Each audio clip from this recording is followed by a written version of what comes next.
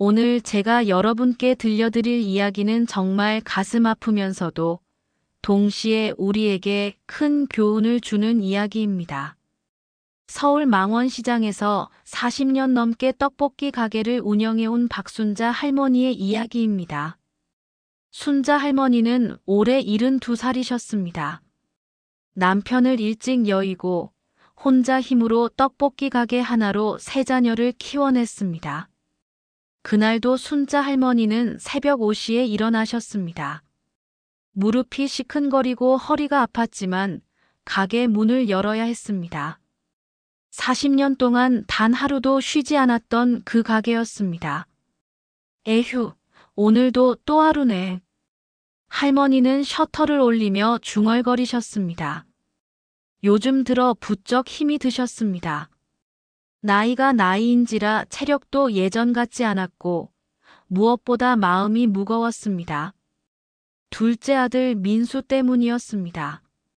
민수는 45살로 할머니의 세 자녀 중 유일한 아들이었습니다. 위로 누나가 둘 있었지만 순자 할머니는 아들에게 특히 더 많은 기대를 걸었습니다. 그래서 대학도 보냈고 사업 자금도 여러 번 대줬습니다. 하지만 민수의 사업은 번번이 실패했습니다. 치킨집도 망했고 카페도 망했고 최근에는 인터넷 쇼핑몰까지 문을 닫았습니다. 그때마다 순자 할머니는 가게 수입을 아껴서 때로는 적금을 깨서 아들을 도와줬습니다. 어머니, 이번에는 정말 대박 날 겁니다. 외국인 투자자가 큰 돈을 넣어주기로 했어요. 한 달 전 민수가 할머니를 찾아와 이렇게 말했을 때 순자 할머니는 반신반의했습니다. 그동안 아들이 한 말 중에 이루어진 게 하나도 없었으니까요. 무슨 사업인데? 어머니, 요즘은 K-푸드가 대세잖아요. 이 망원시장을 관광 명소로 만드는 프로젝트예요. 외국인 투자자가 대규모 자본을 투입해서 시장 전체를 리모델링하고 외국인 관광객을 끌어들이는 거죠. 할머니는 고개를 갸우뚱했습니다. 그게 무슨 소리야? 우리 시장이 뭐가 문제라고 리모델링을 해? 어머니는 세상 물정을 모르세요. 요즘 외국인들이 한국 전통시장을 엄청 좋아한다고요. 근데 시설이 낙후되면 안 오잖아요. 깔끔하게 정비하고 SNS 찍기 좋게 만들면 대박이에요. 민수의 말에는 일리가 있어 보였습니다. 실제로 요즘 젊은 외국인들이 시장에 종종 놀러 왔으니까요. 그래서 어머니가 운영하시는 이 떡볶이 가게 자리가 딱 좋대요. 시장 입구 모퉁이잖아요.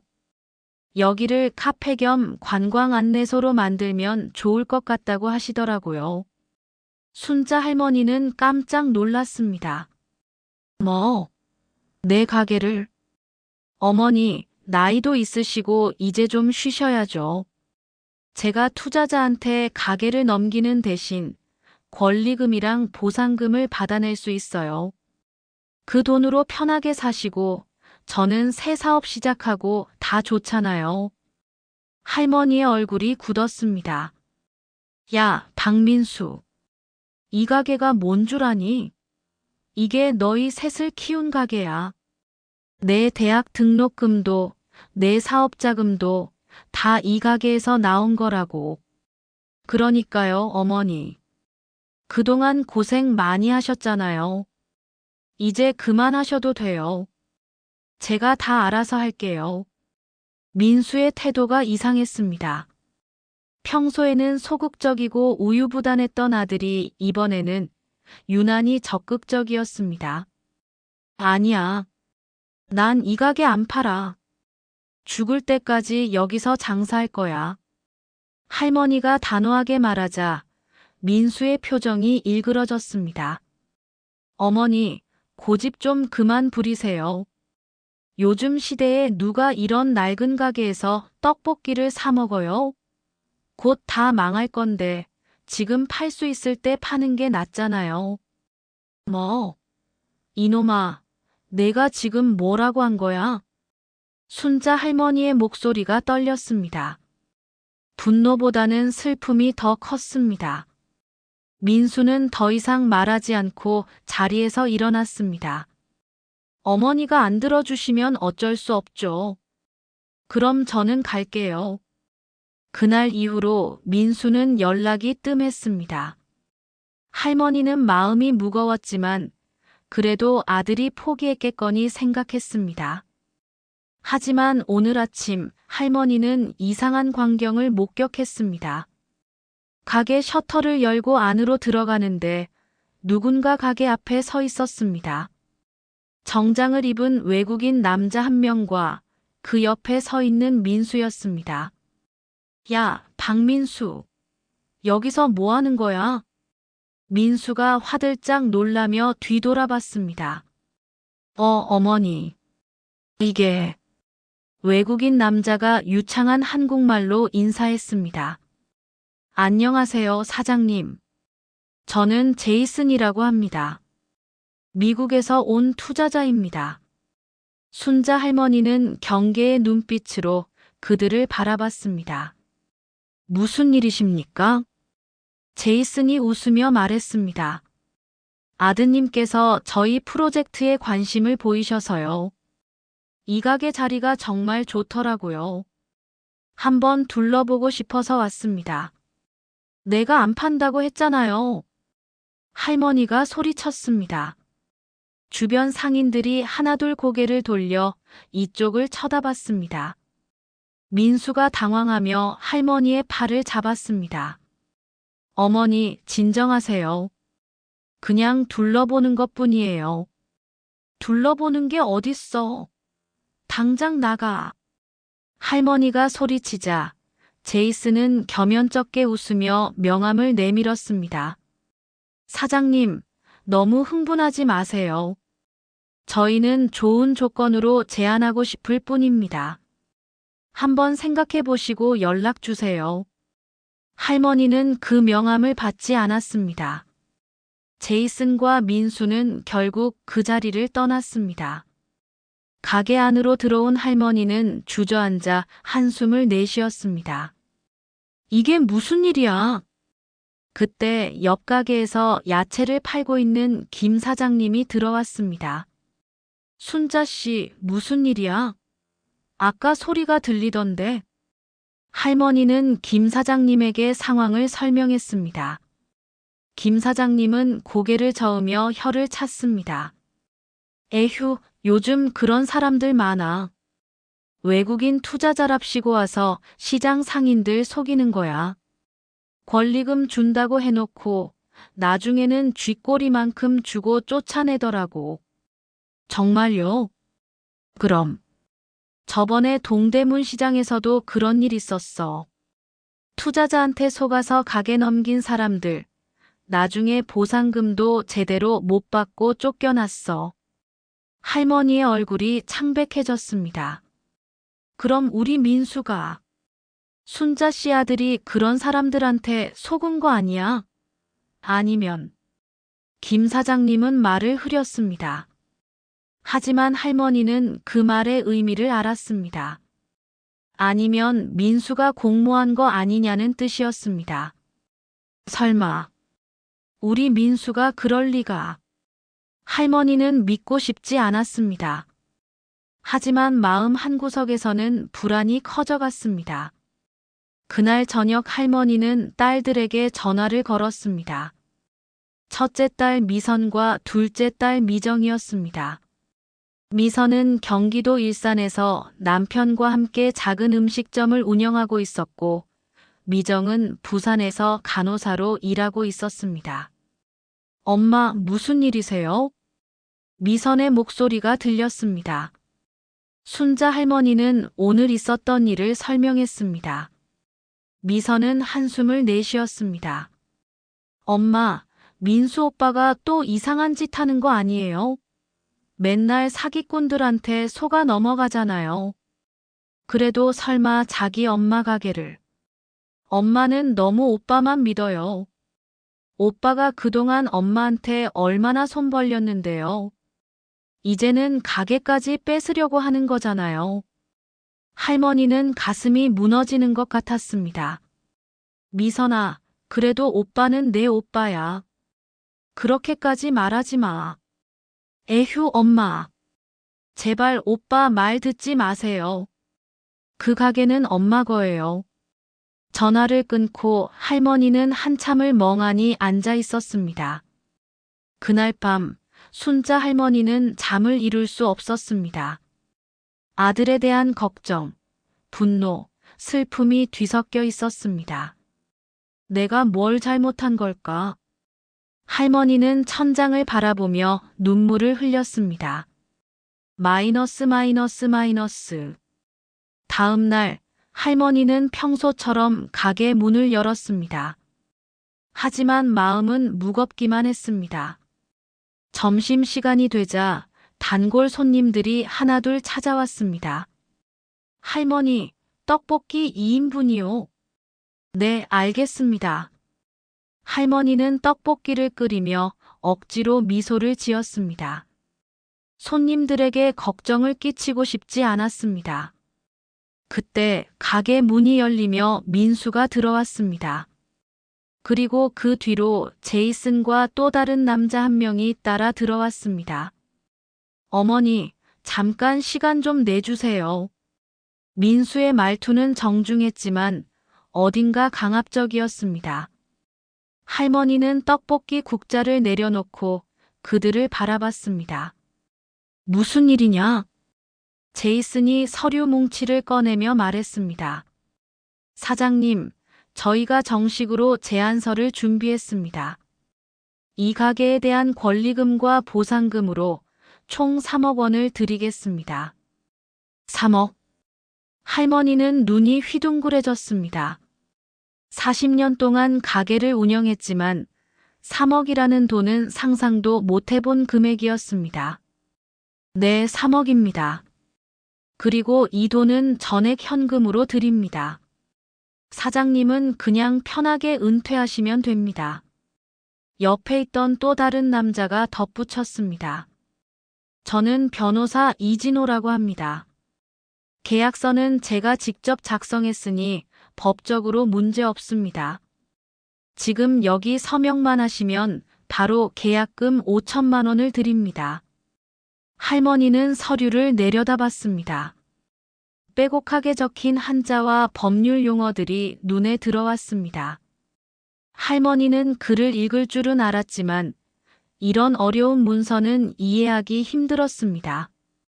어머니, 이게 마지막 기회예요. 이 조건은 이번 주까지만 유효합니다. 민수가 조급하게 말했습니다. 할머니는 고개를 저었습니다. 안 돼. 난 이 가게 안 팔아. 어머니. 민수가 소리쳤습니다. 그러자 주변 손님들이 놀라서 쳐다봤습니다. 제이슨이 민수를 진정시키며 말했습니다. 사장님, 이 시장은 곧 재개발될 예정입니다. 어차피 가게를 내줘야 해요. 지금 저희 조건을 받아들이시면 좋은 돈을 받을 수 있지만 나중에는 보상금도 훨씬 적어질 겁니다. 재개발? 무슨 소리예요? 할머니는 처음 듣는 이야기였습니다. 변호사가 또 다른 서류를 꺼냈습니다. 구청에서 이미 이 지역 재개발 계획을 승인했습니다. 여기 공문서가 있습니다. 할머니는 그 서류를 받아들었습니다. 정말로 구청 직인이 찍혀 있었습니다. 이게 정말이야? 네, 사장님. 그러니까 지금 결정하시는 게 좋습니다. 할머니는 혼란스러웠습니다. 만약 정말로 재개발이 된다면 가게를 지킬 수 없을지도 모릅니다. 그렇다면 3억이라는 돈은 큰 금액이었습니다. 하지만 할머니는 여전히 마음이 내키지 않았습니다. 좀 생각해 볼 시간을 주세요. 제이슨이 고개를 끄덕였습니다. 알겠습니다. 이번 주 금요일까지 연락 주세요. 그때까지 기다리겠습니다. 그들이 떠나자 할머니는 주저앉았습니다. 옆에서 떡볶이를 먹고 있던 단골 할아버지가 다가왔습니다. 순자 씨, 조심하세요. 요즘 그런 사기꾼들 많아요. 재개발 어쩌고 하면서 사람들 속이는 거예요. 네. 제가 예전에 당해봐서 아는데 그 사람들 말 믿으면 안 돼요. 구청 공문서라는 것도 위조일 수 있어요. 할머니는 깜짝 놀랐습니다. 그럼 어떻게 해야 하죠? 일단 구청에 직접 가서 확인해 보세요. 그리고 계약서에 절대 서명하지 마세요. 할머니는 고개를 끄덕였습니다. 그날 오후 할머니는 가게를 일찍 닫고 구청으로 향했습니다. 망원시장 재개발 계획이요? 그런 계획 없는데요. 구청 직원의 말에 할머니는 눈이 휘둥그레졌습니다. 네. 그럼 이 서류는 뭐예요? 할머니가 제이슨이 준 서류를 보여주자 직원은 잠깐 살펴보더니 고개를 저었습니다. 아, 이거 위조 서류예요. 저희 구청 직인이 아니에요. 비슷하게 만들었네요. 위조요? 할머니는 온몸에 소름이 돋았습니다. 네, 사기꾼들이 이런 수법을 자주 씁니다. 혹시 계약서에 서명하신 건 아니시죠? 아니요, 아직 안 했어요. 다행이네요. 절대 서명하지 마세요. 그리고 경찰에 신고하세요. 할머니는 구청을 나서며 다리가 후들거렸습니다. 민수가 나를 속인 거야? 아들이 어머니를 속였다는 사실이 믿기지 않았습니다. 할머니는 곧장 민수의 집으로 향했습니다. 민수는 서울 마포구의 작은 빌라에서 아내, 딸과 함께 살고 있었습니다. 초인종을 누르자 민수의 아내 정희가 문을 열었습니다. 어머니, 어쩐 일이세요? 민수 있니? 네, 안에 있어요. 들어오세요. 할머니는 안으로 들어갔습니다. 민수는 거실 소파에 앉아 노트북을 보고 있었습니다. 민수야. 어머니. 왜 오셨어요? 민수의 표정이 굳었습니다. 할머니는 가방에서 구청 서류를 꺼내 민수 앞에 던졌습니다. 이게 뭐니? 위조 서류잖아. 민수의 얼굴이 새하얗게 질렸습니다. 어머니, 구청에 가서 확인했어. 재개발 계획 같은 거 없대. 너 엄마를 속인 거야? 민수는 아무 말도 하지 못했습니다. 할머니의 목소리가 떨렸습니다. 민수야, 내가 너를 어떻게 키웠는데? 내 아버지 돌아가시고 내가 얼마나 힘들게 너희들을 키웠는데.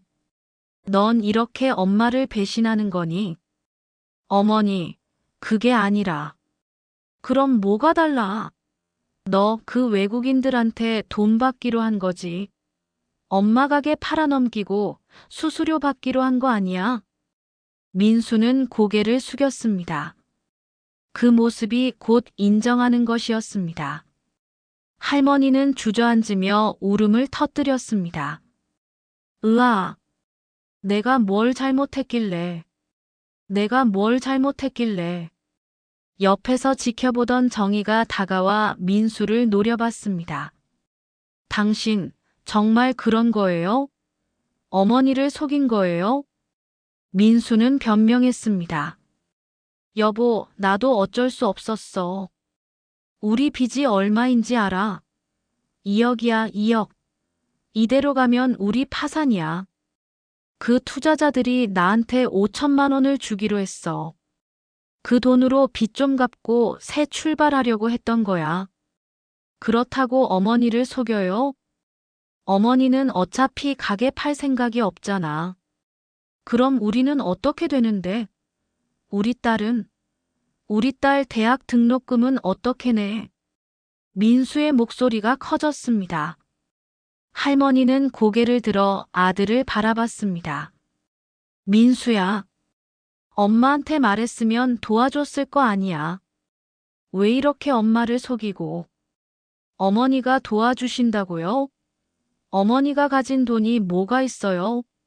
가게 수입으로 겨우겨우 사시잖아요. 제가 돈 빌려달라고 하면 어머니가 또 적금 깨고 그러실 거 아니에요. 전 그게 싫었어요.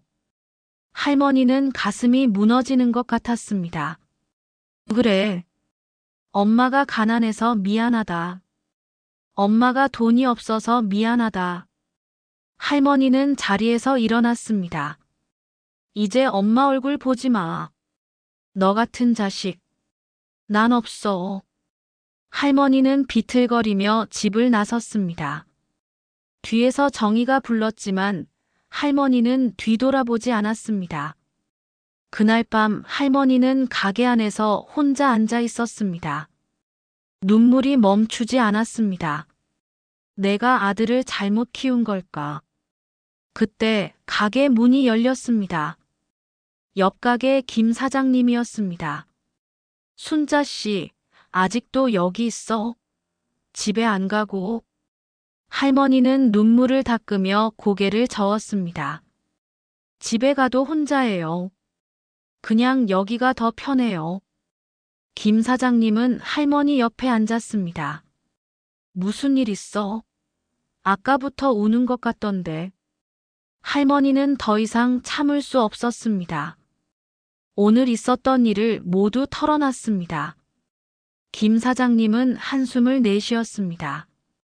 에휴, 순자 씨, 세상에 그런 자식이 어딨어. 근데 순자 씨, 그 투자자들 아직 포기 안 했을 거야. 네. 사기꾼들은 포기를 모르거든. 분명히 다른 방법으로 접근할 거야. 조심해야 해. 할머니는 불안해졌습니다. 그럼 어떻게 해야 하죠? 일단 증거를 확보해. 녹음이라도 해놓고. 그리고 경찰에 신고하는 게 좋을 것 같아. 할머니는 고개를 끄덕였습니다. 다음 날 할머니는 김 사장님의 조언대로 핸드폰에 녹음 기능을 켜놓기로 했습니다. 요즘 스마트폰은 딸 미선이 사준 것이라 사용법을 잘 몰랐지만 옆 가게 젊은 직원이 녹음 앱 사용법을 친절하게 가르쳐 줬습니다. 할머니, 여기 이 빨간 버튼만 누르시면 녹음이 시작돼요. 그리고 대화가 끝나면 여기 정지 버튼 누르시고요. 그래, 고맙구나. 할머니는 몇 번 연습을 했습니다. 서툴렀지만 이제 혼자서도 녹음을 할 수 있을 것 같았습니다. 그날 오후 예상대로 제이슨이 다시 찾아왔습니다. 이번에는 혼자였습니다. 사장님, 안녕하세요. 제이슨은 여전히 친절한 미소를 지었습니다. 하지만 할머니는 이제 그 미소 뒤에 숨겨진 거짓을 알고 있었습니다. 무슨 일이십니까? 할머니의 목소리는 차갑게 식어 있었습니다. 제이슨은 가방에서 또 다른 서류를 꺼냈습니다. 사장님, 금요일까지 시간을 드렸는데 아직 결정을 못 하신 것 같아서요. 혹시 조건이 마음에 안 드시나요? 그럼 4억까지 올려드리겠습니다. 할머니는 속으로 핸드폰 녹음 버튼을 눌렀습니다. 주머니 속에서 조용히 녹음이 시작됐습니다. 4억이요? 네, 4억입니다. 이게 저희가 드릴 수 있는 최대 금액입니다. 할머니는 침착하게 물었습니다. 그런데 이 시장이 재개발된다고 하셨죠? 구청에 확인해 봤는데 그런 계획 없다고 하던데요. 제이슨의 표정이 잠깐 굳었습니다. 하지만 곧 웃음을 지으며 말했습니다. 아, 그건 아직 공식 발표 전이라서요. 구청에서는 부인하는 게 당연합니다.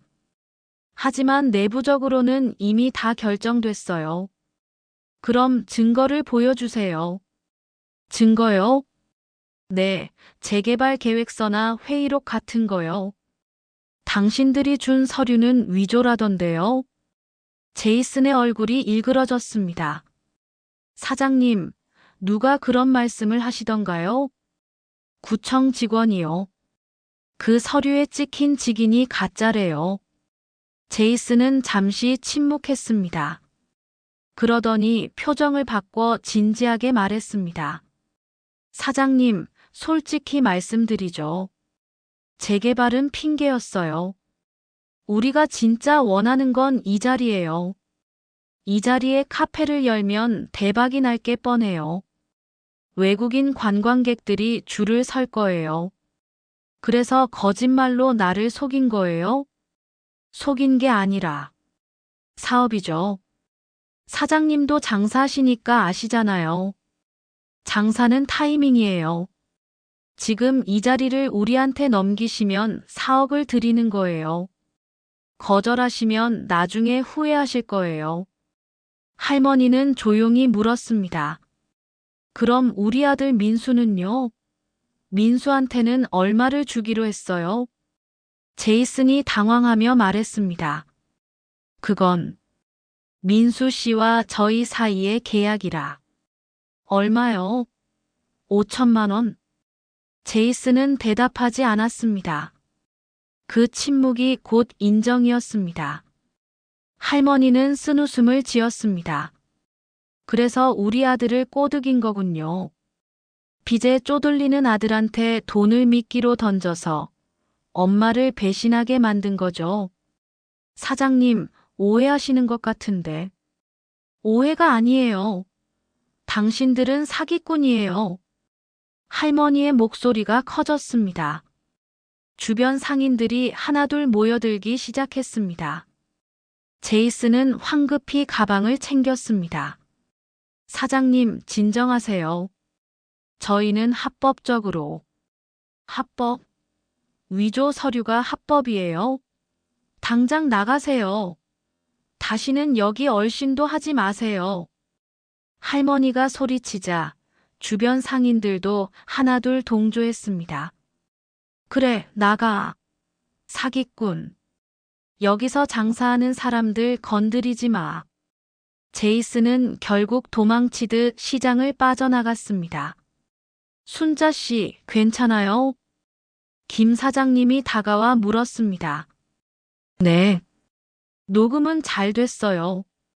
할머니는 핸드폰을 꺼내 녹음 파일을 확인했습니다. 다행히 제이슨과의 대화가 고스란히 녹음돼 있었습니다. 이제 경찰서에 가야겠어요. 할머니는 그날 오후 녹음 파일과 위조 서류를 들고 경찰서로 갔습니다. 경찰은 할머니의 진술을 듣고 고개를 끄덕였습니다. 할머니, 잘 신고하셨어요. 요즘 이런 사기꾼들이 정말 많습니다. 이 녹음 파일이 결정적 증거가 될 것 같네요. 그럼 저 사람들을 잡을 수 있어요? 네, 수사를 시작하겠습니다. 그리고 혹시 공범이 더 있는지도 조사할 거예요. 할머니는 잠시 망설이다가 물었습니다. 만약 제 아들도 거기 연루돼 있으면 어떻게 되나요? 경찰은 조심스럽게 대답했습니다. 아드님도 조사 대상이 될 수 있습니다. 하지만 아드님이 피해자인지 공범인지는 수사를 해봐야 알 수 있어요. 할머니는 고개를 끄덕였습니다. 가슴이 아팠지만 진실을 밝혀야 한다는 생각이 들었습니다. 며칠 후 경찰은 제이슨과 변호사 이진호를 체포했습니다. 그들은 여러 시장 상인들을 상대로 같은 수법의 사기를 쳤던 전과자들이었습니다. 그리고 민수도 조사를 받게 됐습니다. 할머니는 경찰서 조사실 밖에서 기다리고 있었습니다. 문이 열리고 민수가 나왔습니다. 민수는 할머니를 보자마자 고개를 숙였습니다. 어머니, 경찰이 뭐래? 저는 피해자로 분류됐어요. 제가 제이슨한테 속아서 어머니를 설득하려고 한 거지. 사기에 직접 가담한 건 아니래요. 할머니는 안도의 한숨을 내쉬었습니다. 아들이 범죄자가 되지 않은 것만으로도 다행이었습니다. 하지만 동시에 분노도 밀려왔습니다. 민수야, 그래도 넌 엄마를 배신한 거야. 속았든 안 속았든 넌 엄마 가게를 팔아넘기려고 했어. 민수는 눈물을 흘렸습니다. 어머니, 죄송해요. 정말 죄송해요. 저도 정신이 없었어요. 빚 때문에 미칠 것 같았고, 제이슨이 저한테 5천만 원을 준다고 해서 저는 그 돈으로 빚만 갚고 다시 시작하려고 했어요. 그래서 엄마를 속인 거니? 어머니, 제발 용서해 주세요. 제가 정말 잘못했어요. 민수는 무릎을 꿇었습니다. 경찰서 복도에서 아들이 무릎을 꿇는 모습을 보며 할머니는 눈물을 흘렸습니다. 하지만 할머니는 고개를 저었습니다. 민수야, 미안하지만 엄마는 널 용서할 수 없어. 적어도 지금은. 할머니는 돌아서서 경찰서를 나섰습니다. 마이너스 마이너스 마이너스. 그날 이후 할머니는 다시 평범한 일상으로 돌아갔습니다. 매일 새벽에 일어나 가게 문을 열고 떡볶이를 끓이고 손님들을 맞이했습니다. 하지만 마음 한구석은 여전히 무거웠습니다. 아들과의 관계는 끊어진 상태였습니다. 그러던 어느 날 가게에 낯선 젊은 여자가 찾아왔습니다. 안녕하세요. 박순자 사장님이시죠? 네, 그런데 누구세요? 젊은 여자는 명함을 내밀었습니다. 저는 KBS 다큐멘터리 팀에서 나온 김지은 PD입니다. 다큐멘터리요? 네, 저희가 요즘 전통시장을 지키는 상인들의 이야기를 취재하고 있거든요. 그러다가 사장님 이야기를 듣게 됐어요. 사기꾼들한테 맞서 가게를 지킨 이야기요. 할머니는 놀랐습니다. 그걸 어떻게 하셨어요? 경찰 쪽에서 들었어요. 그리고 이 시장 상인분들도 사장님 이야기를 많이 하시더라고요. 정말 대단하신 것 같아요. 할머니는 쑥스러워하며 손을 내저었습니다. 아니에요, 뭐. 그냥 제 가게를 지킨 것뿐이에요. 그게 쉬운 일이 아니잖아요. 특히 가족이 연루됐을 때는요. 김 PD의 말에 할머니는 잠시 말문이 막혔습니다. 혹시 인터뷰 가능하실까요? 사장님 이야기를 많은 사람들에게 들려주고 싶어요. 요즘 전통시장이 사라져가고 있는데 사장님 같은 분들의 이야기가 필요한 것 같아요. 할머니는 잠시 고민하다가 고개를 끄덕였습니다. 좋아요. 제 이야기가 누군가에게 도움이 된다면요. 며칠 후 촬영이 시작됐습니다. 할머니는 처음에는 카메라 앞에서 어색했지만 김 PD가 편안하게 대화를 이끌어줘서 점점 자연스러워졌습니다. 사장님, 이 가게를 40년 동안 운영하셨다고요? 네, 제가 31살 때 시작했으니까. 이제 꼭 41해째네요. 남편분을 일찍 여의셨다고 들었어요. 네, 남편이 교통사고로 세상을 떠나서. 그때 큰딸이 10살, 둘째 딸이 8살, 아들이 5살이었어요. 막막했죠. 근데 어떻게든 살아야 했어요. 할머니의 목소리가 떨렸습니다. 그래서 이 떡볶이 가게를 시작하셨군요. 네, 시어머니가 떡볶이를 잘 만드셨거든요. 그 레시피를 배워서 가게를 열었어요. 처음에는 손님이 별로 없었는데 정성껏 만들다 보니까 단골이 생기더라고요. 사장님의 떡볶이 비법이 있으신가요? 할머니는 웃으며 대답했습니다. 비법이라기보다는 정성이에요. 저는 매일 새벽에 국물을 끓여요. 멸치하고 다시마로 육수를 내고 양념은 직접 만들어요. 시판 양념은 안 써요. 대단하시네요.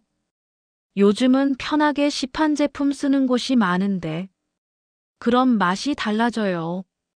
손님들은 알아요. 정성스럽게 만든 음식과 대충 만든 음식의 차이를요. 김 PD는 고개를 끄덕이며 다음 질문을 했습니다. 최근에 사기를 당할 뻔하셨다고요? 할머니의 표정이 어두워졌습니다. 네. 외국인 투자자라는 사람들이 와서 제 가게를 사겠다고 했어요. 처음에는 좋은 조건으로 제안을 했는데 나중에 알고 보니 다 거짓말이었어요. 어떻게 알아내셨어요? 구청에 직접 가서 확인했어요. 그 사람들이 준 서류가 위조라는 걸 알게 됐죠. 그때 기분이 어떠셨어요? 할머니는 잠시 침묵했습니다. 화가 났죠. 근데 그것보다 슬펐어요. 슬프셨다고요? 네, 왜냐하면 할머니는 말을 잇지 못했습니다. 눈물이 글썽였습니다. 김 PD는 조심스럽게 물었습니다. 혹시 가족이 연루돼 있었나요? 할머니는 고개를 끄덕였습니다. 네, 제 아들이. 그 순간 가게 문이 열렸습니다. 민수였습니다. 촬영 스태프들이 놀라서 카메라를 멈췄습니다. 김 PD가 민수에게 물었습니다. 실례지만 누구세요? 민수는 할머니를 바라봤습니다. 저는 사장님의 아들입니다. 할머니는 놀란 표정으로 민수를 바라봤습니다. 민수야, 너 왜? 민수는 할머니 앞에 무릎을 꿇었습니다. 어머니, 죄송합니다. 주변이 조용해졌습니다. 카메라는 여전히 돌아가고 있었습니다. 민수는 눈물을 흘리며 말했습니다. 어머니, 제가 정말 잘못했어요. 제가 돈에 눈이 멀어서 어머니를 배신했어요. 저는 정말 나쁜 자식이에요. 할머니는 아무 말도 하지 못했습니다. 어머니가 평생 저를 키우시느라 얼마나 고생하셨는지 저는 알면서도 외면했어요. 제 빚 때문에, 제 욕심 때문에 어머니를 이용하려고 했어요. 민수의 목소리가 떨렸습니다. 어머니, 제발 저를 용서해 주세요. 저는 어머니 없이는 못 살아요. 제발. 할머니는 눈물을 흘렸습니다. 그리고 천천히 민수의 손을 잡았습니다. 민수야. 어머니. 일어나. 무릎 아파. 민수는 일어나서 할머니를 껴안았습니다. 모자는 한참 동안 울었습니다. 김 PD와 스태프들도 눈물을 글썽였습니다. 한참 후 할머니가 민수를 떼어놓으며 말했습니다.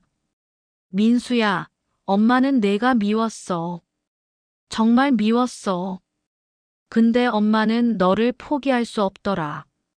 내가 아무리 나쁜 짓을 해도 넌 내 아들이야. 어머니. 하지만 민수야, 이제는 정신 차려야 해. 내 인생은 내가 책임져야 해. 엄마한테 의지하지 말고 내 힘으로 살아가. 민수는 고개를 끄덕였습니다. 네, 어머니. 꼭 그렇게 하겠습니다. 할머니는 민수의 뺨을 쓰다듬었습니다. 그리고 빚은 어떻게 할 거니?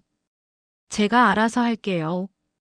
더 이상 어머니한테 손 벌리지 않을게요. 제가 일을 해서라도 갚을게요. 그래, 그렇게 해.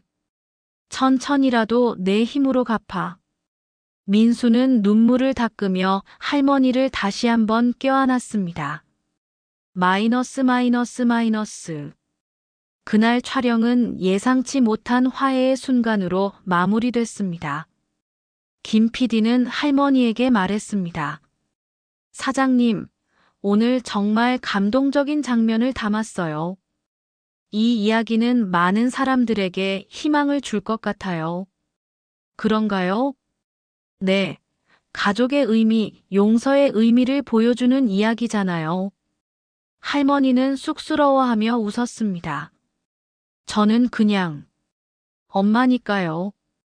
며칠 후 다큐멘터리가 방영됐습니다. 제목은 시장을 지키는 사람들이었습니다. 할머니의 이야기는 많은 사람들에게 감동을 줬습니다. 방송 이후 할머니의 가게에는 손님들이 줄을 섰습니다. 할머니, TV에서 봤어요. 정말 대단하세요. 떡볶이 한번 먹어보고 싶어서 왔어요. 할머니는 손님들을 맞으며 행복한 미소를 지었습니다. 그리고 민수도 변했습니다. 그는 배달 아르바이트를 시작했습니다.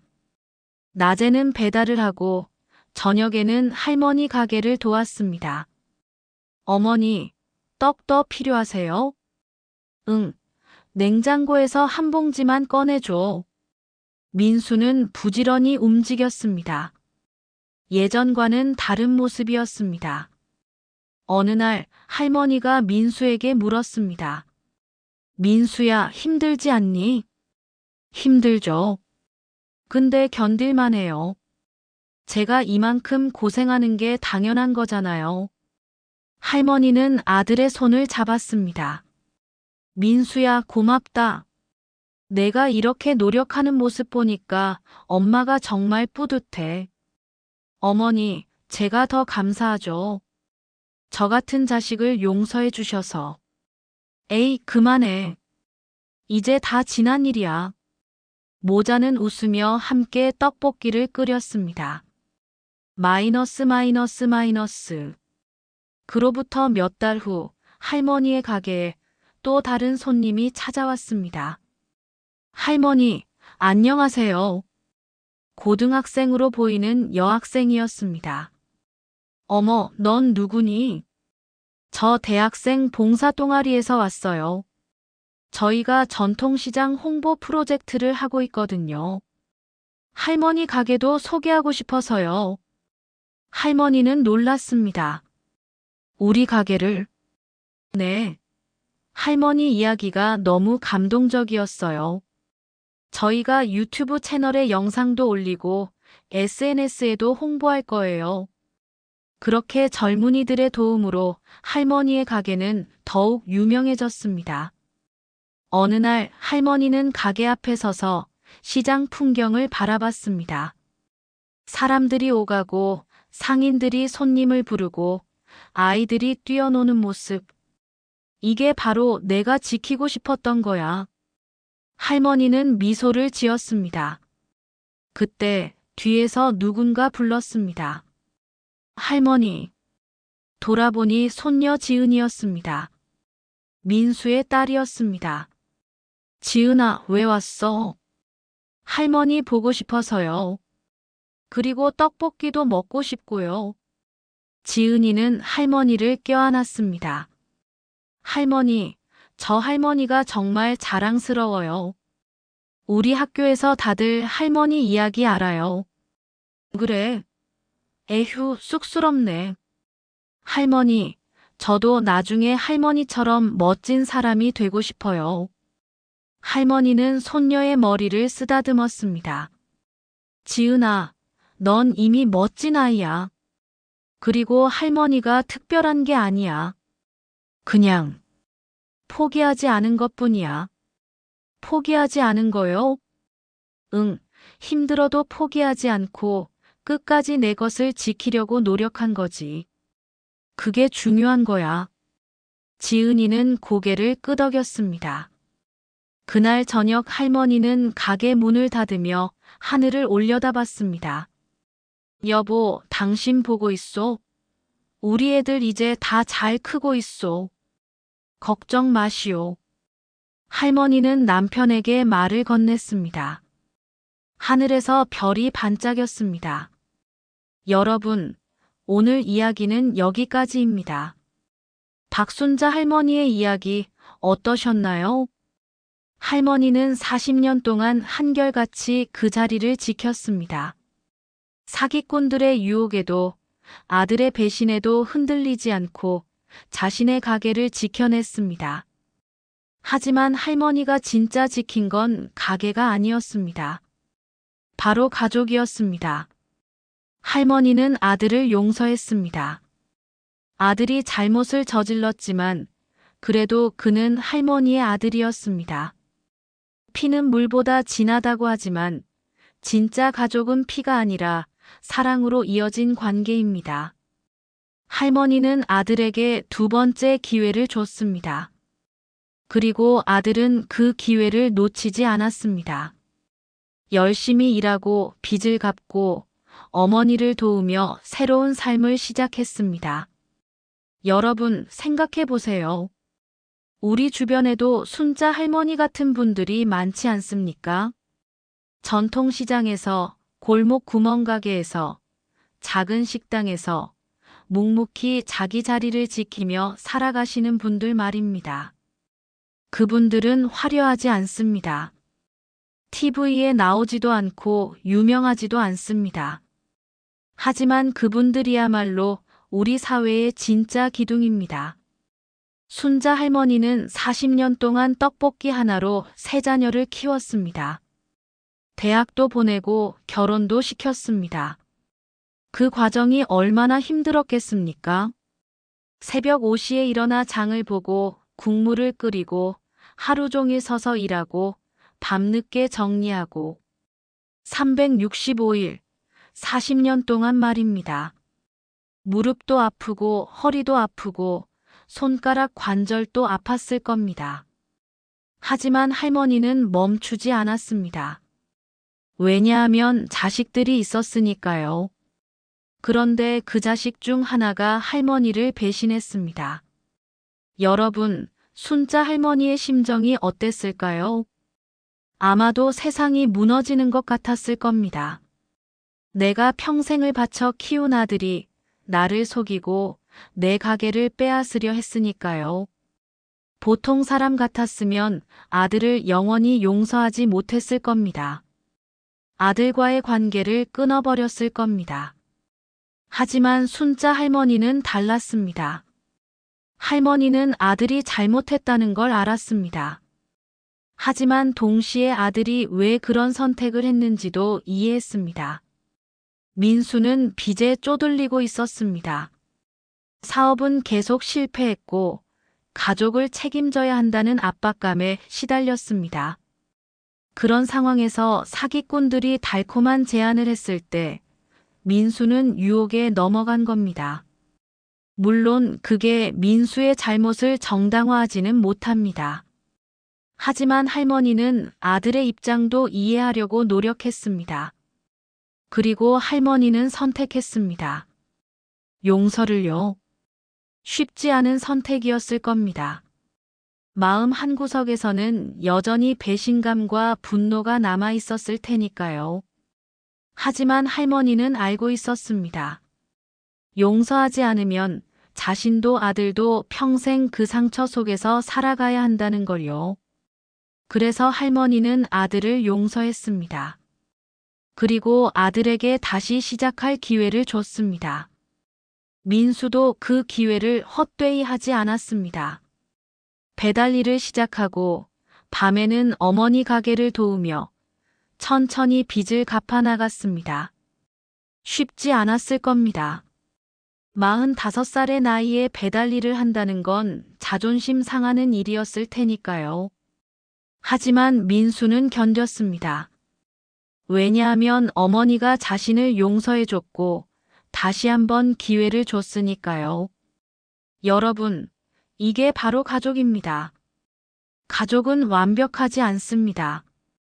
때로는 서로를 배신하기도 하고 상처를 주기도 합니다. 하지만 진짜 가족은 그 상처를 딛고 다시 일어섭니다. 서로를 용서하고 다시 손을 잡고 함께 나아갑니다. 순자 할머니의 이야기는 우리에게 많은 것을 가르쳐 줍니다. 첫째, 자기 것을 지키는 용기입니다. 할머니는 사기꾼들의 달콤한 제안에 흔들리지 않았습니다. 4억이라는 큰 돈도 할머니를 움직일 수 없었습니다. 왜냐하면 그 가게는 단순한 가게가 아니었으니까요. 40년 인생이 담긴 곳이었으니까요. 요즘 세상에는 쉬운 길을 택하려는 유혹이 많습니다. 빨리 돈을 벌 수 있다는 유혹, 편하게 살 수 있다는 유혹. 하지만 그런 유혹 뒤에는 대부분 함정이 숨어 있습니다. 할머니는 그걸 알고 있었습니다. 그래서 자기 것을 지켰습니다. 둘째, 끝까지 포기하지 않는 끈기입니다. 할머니는 40년 동안 한 가게를 운영했습니다. 중간에 포기하고 싶은 순간도 많았을 겁니다. 남편을 잃었을 때, 자식들이 말썽을 부렸을 때, 몸이 아플 때. 하지만 할머니는 포기하지 않았습니다. 요즘 젊은 사람들은 쉽게 포기한다고 합니다. 조금만 힘들어도 이건 내 길이 아니야 라고 말하며 그만둔다고 합니다. 물론 잘못된 길에서 빨리 빠져나오는 것도 중요합니다. 하지만 때로는 끝까지 견뎌야 할 때도 있습니다. 특히 그게 자신의 꿈이고 자신이 사랑하는 일이라면 말입니다. 셋째, 용서의 힘입니다. 할머니는 자신을 배신한 아들을 용서했습니다. 쉽지 않은 결정이었을 겁니다. 하지만 그 용서가 아들을 변화시켰습니다. 만약 할머니가 아들을 영원히 용서하지 않았다면 어땠을까요? 아마 민수는 더 깊은 나락으로 떨어졌을 겁니다. 자포자기하고 더 나쁜 선택을 했을지도 모릅니다. 하지만 할머니의 용서가 아들에게 희망을 줬습니다. 나도 다시 시작할 수 있구나라는 희망을요. 용서는 약한 사람이 하는 게 아닙니다. 강한 사람만이 할 수 있는 겁니다. 자신의 분노와 상처를 이겨내고 상대방에게 다시 기회를 주는 것. 그게 진짜 용서입니다. 넷째, 진정한 부의 의미입니다. 사기꾼들은 할머니에게 4억을 제시했습니다. 작은 떡볶이 가게를 40년 운영해온 할머니에게 4억은 상상도 못할 큰 돈이었습니다. 하지만 할머니는 거절했습니다. 왜냐하면 돈보다 소중한 게 있다는 걸 알았으니까요. 그 가게는 할머니의 인생 그 자체였습니다. 남편과의 추억, 자식들을 키운 땀과 눈물, 단골 손님들과의 정. 그 모든 게 그 가게 안에 담겨 있었습니다. 요즘 사람들은 돈이 전부라고 생각합니다. 돈만 있으면 행복할 수 있다고 생각합니다. 하지만 그렇지 않습니다. 진짜 부는 돈이 아니라 관계입니다. 사랑하는 가족, 믿을 수 있는 친구, 정이 있는 이웃. 그게 진짜 부입니다. 할머니는 그걸 알고 있었습니다. 그래서 4억을 거절하고 자신의 가게를 지켰습니다. 다섯째, 공동체의 소중함입니다. 할머니는 혼자가 아니었습니다. 옆 가게 김 사장님이 도와줬고, 단골 할아버지가 조언을 해줬고, 젊은 직원이 녹음 방법을 가르쳐 줬습니다. 망원시장 상인들은 가족 같았습니다. 서로 돕고 격려하고 함께 어려움을 이겨냈습니다. 요즘은 이웃 간의 인사도 잘 안 한다고 합니다. 옆집에 누가 사는지도 모른다고 합니다. 개인주의가 심해지고 각자 도생의 시대라고 합니다. 하지만 우리는 혼자 살 수 없습니다. 사람은 사회적 동물이니까요. 서로 의지하고 도우며 살아가야 합니다. 할머니의 이야기는 공동체의 소중함을 다시 한번 일깨워줍니다.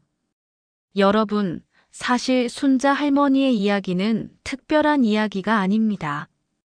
우리 주변 어디에나 있는 평범한 이야기입니다. 여러분의 어머니, 할머니, 혹은 이웃 어르신도 비슷한 이야기를 갖고 계실 겁니다. 힘든 시절을 견뎌내고 자식을 키우고 가족을 지켜낸 이야기들 말입니다. 하지만 우리는 그런 이야기들을 잘 듣지 않습니다. 바쁘다는 핑계로, 귀찮다는 핑계로 외면합니다. 오늘 이 이야기를 듣고 여러분도 한번 생각해 보시면 좋겠습니다. 여러분의 부모님, 조부모님은 어떤 삶을 사셨나요? 어떤 고생을 하셨고, 어떻게 여러분을 키우셨나요? 그리고 오늘이라도 전화 한 통 걸어보시면 어떨까요? 어머니, 그동안 고생 많으셨어요. 사랑합니다. 짧은 한마디지만 그 말이 부모님께는 큰 위로가 될 겁니다. 순자 할머니는 말했습니다. 나는 특별한 사람이 아니야. 그냥 포기하지 않은 것뿐이야.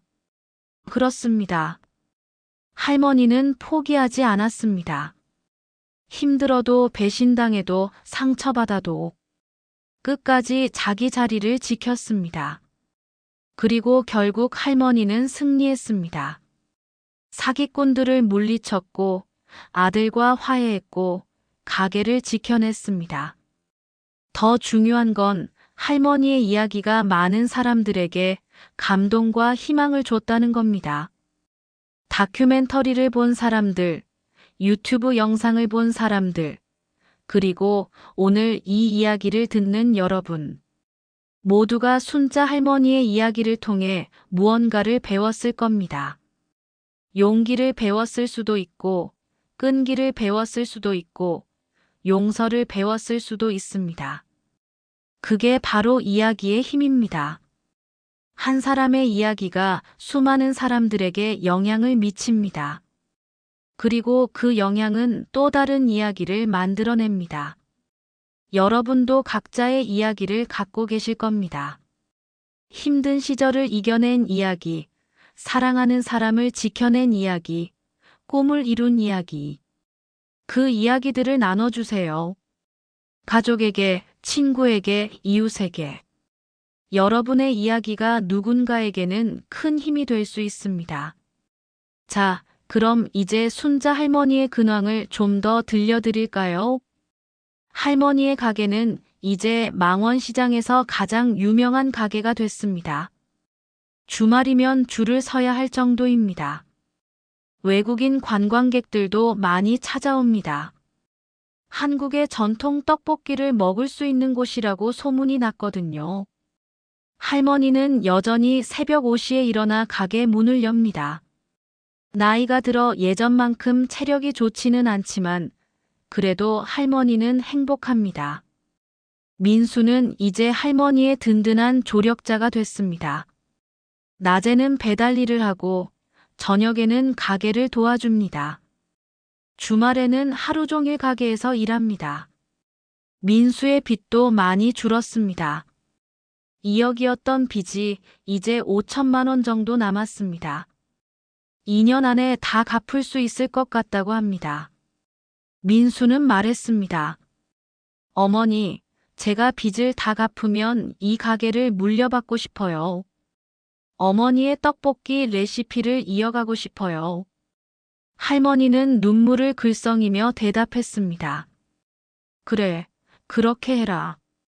내가 이 가게를 이어준다면 어머니는 더 이상 바랄 게 없다. 손녀 지은이도 가끔 가게에 와서 돕습니다. 방학 되면 아르바이트를 하며 용돈을 벌기도 합니다. 지은이는 말했습니다. 할머니, 저 나중에 요리사가 되고 싶어요. 그래서 할머니처럼 사람들에게 맛있는 음식을 만들어주고 싶어요. 할머니는 손녀의 머리를 쓰다듬으며 대답했습니다. 그래, 좋은 꿈이구나. 할머니가 응원할게.